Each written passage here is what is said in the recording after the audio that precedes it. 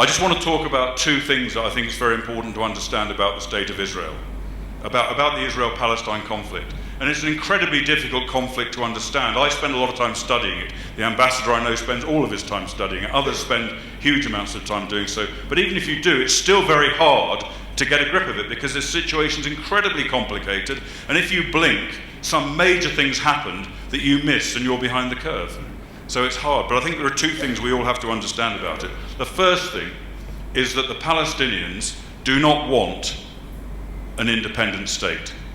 They don't want a two-state solution. They say they do, the leadership, and I'm talking about the leadership of the Palestinians, not every single Palestinian, because of course the majority of Palestinians probably just want peace to live their life in the same way as the majority of Israelis do. But their leadership do not. Their leadership do not want a two-state solution. If they did, why do they continuously and consistently refuse to make any concessions for peace in the interests of their people who suffer as a consequence?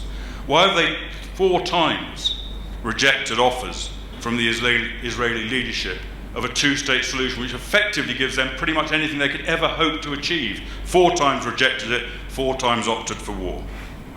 Why do they indoctrinate their people and educate their children in the hatred of Jews and the illegitimacy of the Jewish state? Right from the time their children can first learn anything, they teach them that the land of Israel, the land of Palestine, all belongs to the Arabs, has been stolen from them by the Jews. The Jews are the descendants of apes and pigs, and they've got to be knifed, rocked, stoned.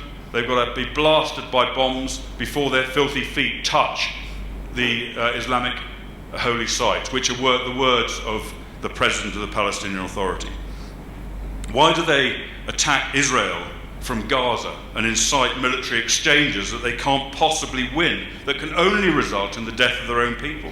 Why do they seek international agreements that bypass Israel when they know that that action can never lead to the establishment of a separate state? Why is it? It is because they don't want a Palestinian state in the West Bank and Gaza. What they want is a Palestinian state in the whole of the land of Israel. They want it all. They do not believe the Jewish state should exist, and that's what they want. That is what the leadership of the Palestinians, whether it be Hamas, Fatah, the Palestinian Authority, any element of their leadership, that's what they're trying to achieve. They want one thing. They want the destruction of the Jewish state.